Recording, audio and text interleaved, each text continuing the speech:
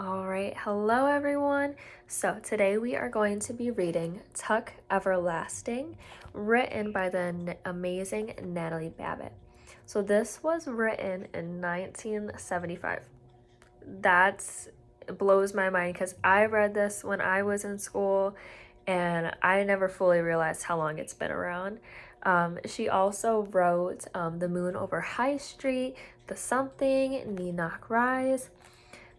These may not be as known to you, and that's okay, but I'm definitely going to introduce Tuck Everlasting to you by her. So, this is a fantasy book, so that's something to keep in mind when we're reading.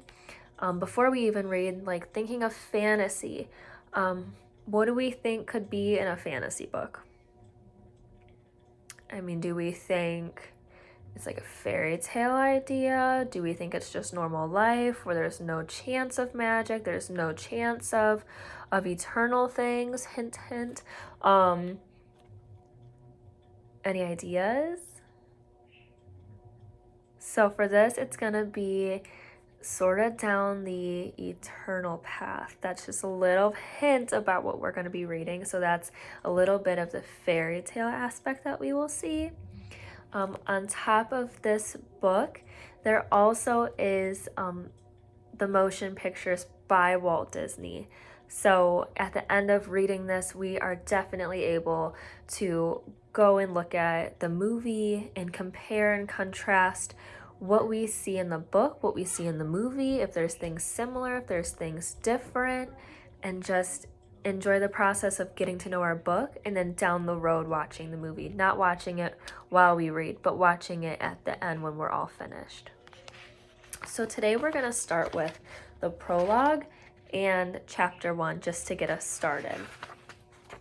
So I'm going to read it for us. I'm going to turn my book this way just so I can see, but I'll try to give you a little bit of a glimpse as all the students will have their own book at their desk. So the prologue. The first week of August hangs at the very top of summer, the top of the live-long year, like the highest seat of a Ferris wheel when it pauses in its turning. The weeks that come before are only a climb from balmy spring, and those that follow a drop to the chill of autumn. But the first week of August is motionless and hot. I think we all know what that's like when we go back to school in August. It's so hot in the room, no one wants to be there. That's the idea they're portraying is it's hot, it's humid, it's gross. So it is curiously silent too, with blank white dawns and glaring noons and sunsets smeared with too much color.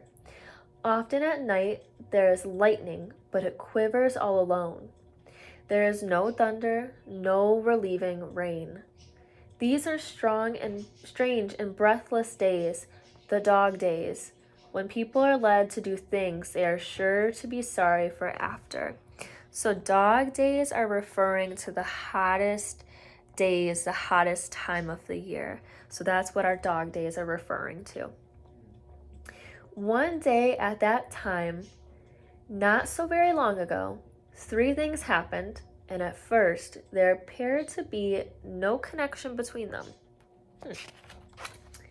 At dawn, May Tuck set out on her horse for the wood at the edge of the village of Treecap. She was going there, as she did once every 10 years, to meet her 2 sons, Miles and Jesse. At noontime, Winnie Foster, whose family owned the Treecap Wood, lost her patience at last and decided to think about running away. And at sunset, a stranger appeared at the Fosters' gate. He was looking for someone, but he didn't say who. No connection? You would agree. But things can come together in strange ways. The wood was at the center, the hub of the wheel. All wheels must have a hub. A Ferris wheel has one, as the sun is the hub of the wheeling calendar. Fixed points they are, and best left undisturbed, for without them, nothing holds together. But sometimes people find this out too late. I mean, what? Like, how do we connect those 3 points right there? The stranger, Winnie Foster, who lost her patience and was about to run away. May Tuck was going to the tree gap, which she goes every 10 years. I'm not sure how those connect. I'm not sure if you have any ideas. I'd love to hear them, because it's interesting, right? I mean, how are those all going to be tied together? I guess we'll have to see if we find anything out in chapter 1. Let's get that started. The road that led to Tree Gap had been trod out long before by a herd of cows who were, to say the least, relaxed.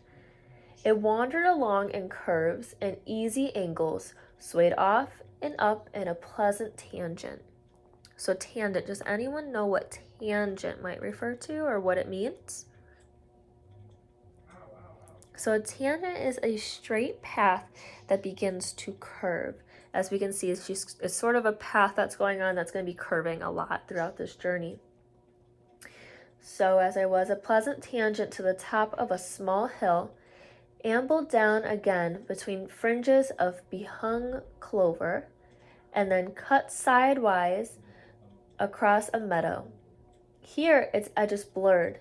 It widened and seemed to pause, suggesting tranquil bovine picnics, which are a slow chewing and thoughtful contemplation of the infinite.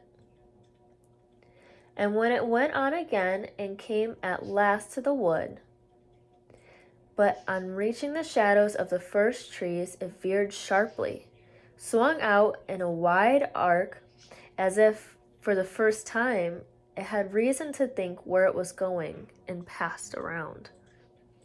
On the other side of the wood, the sense of easiness dissolved. The road no longer belonged to the cows. It became instead the rather abruptly the property of people. And all at once the sun was uncomfortably hot, the dust oppressive, and the meager grass along its edges somewhat ragged and forlorn. So 2 words right there I want to cover are oppressive. So it said the dust was oppressive. So this means it was harsh and it was cruel. Forlorn, we hear, is how the grass is. So this means it was unhappy and it sort of appeared sad, which definitely isn't a fun word. As we continue on, let's continue our reading. On the left stood the first house, a square and solid cottage with a touch-me-not appearance, surrounded by grass cut painfully to the quick and enclosed by a capable iron fence some 4 feet high, which clearly said, "Move on, we don't want you here." That's mean. So the road went humbly by and made its way, past cottages more and more frequent but less and less forbidding, into the village. But the village doesn't matter, except for the jailhouse and the gallows.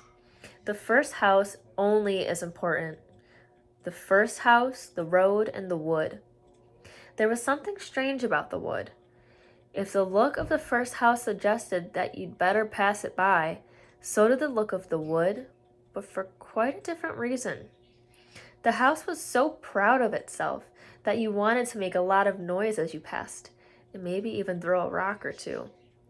But the wood had a sleeping, otherworld appearance that made you want to speak in whispers. This, at least, is what the cows must have thought. Let it keep its peace. We won't disturb it. Whether the people felt that way about the wood or not is difficult to say.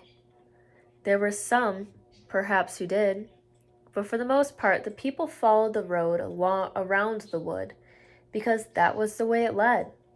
There was no road through the wood. And anyway, for the people, there was another reason to leave the wood to itself. It belonged to the Fosters, the owners of the Touch-Me-Not cottage, and was therefore private property in spite of the fact that it lay outside the fence and was perfectly accessible. The ownership of land is an odd thing when you come to think of it. How deep, after all, can it go? If a person owns a piece of land, does he own all the way down in ever narrowing dimensions till it meets other pieces at the center of the earth?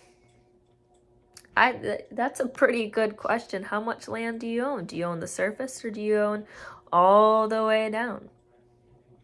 I think that's a fun question for us to come back to.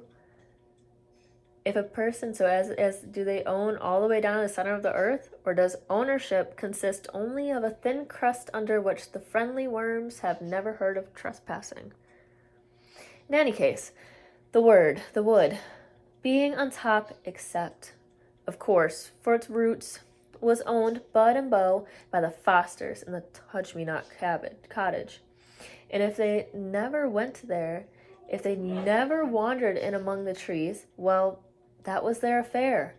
Winnie, the only child of the house, never went there, though she sometimes stood inside the fence, carelessly banging a stick against the iron bars and looked at it. But she had never been curious about it. Nothing ever seems interesting when it belongs to you, only when it doesn't. And what is interesting, anyway, about a slim few acres of trees?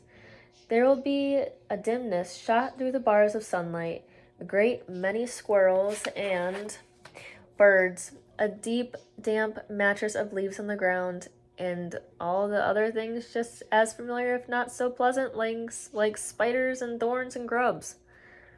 In the end, however, it was the cows who were responsible for the wood's isolation, and the cows, though some wisdom they were not wise enough to know that they possessed, were very wise indeed. If they had made their road through the wood instead of around it, then the people would have followed the road. The people would have noticed the giant ash tree at the center of the wood, and then in time, they'd had noticed the little spring bubbling up among its roots, in spite of the pebbles piled there to conceal it. And what would have been a disaster so immense that this weary old earth, owned or not to its very core, would have trembled on its axis like a beetle on a pin. Okay, so we've gone through a journey of the woods. The woods is really, really popping out at us, but why? What's in the woods? Is there something that we weren't supposed to know about in the woods? Why is it so secretive? Why is the path around and not through the woods? Does anyone have any questions about that in general? Why is the path that way? Why does our author in our story right now keep telling us about the woods? What's in there? Any ideas? Any ideas? But as we see here, it also mentions, I'm going to give you just a really quick little point right here that says, the people would have noticed the giant ash tree at the center of the wood, and then in time, they'd have noticed the little spring bubbling up among its roots in spite of the pebbles piled there to conceal it. So the spring was water. What do we think that has to do with anything? I'm not going to tell you. I'm going to let us think about it and come up with some ideas and brainstorm, and we'll see what we come up with. But I'll have 2 activities for us just on our prologue in chapter 1. We're going to make some really good predictions. We are going to draw, based on what chapter 1 told us, what the woods looks like, what everything that we are seeing. We are going to make ourselves our own visual and use our context clues from our text to make the woods and to create this path that we just went on in chapter 1. While also we are going to make our predictions and make some inferences on what the woods mean to us, what the spring in the woods can mean to us, why we think the path is around the woods and not through it. And we're just getting started. We still have so many characters to learn about, but I'm not going to give you any hints yet. Let's see what we come up with.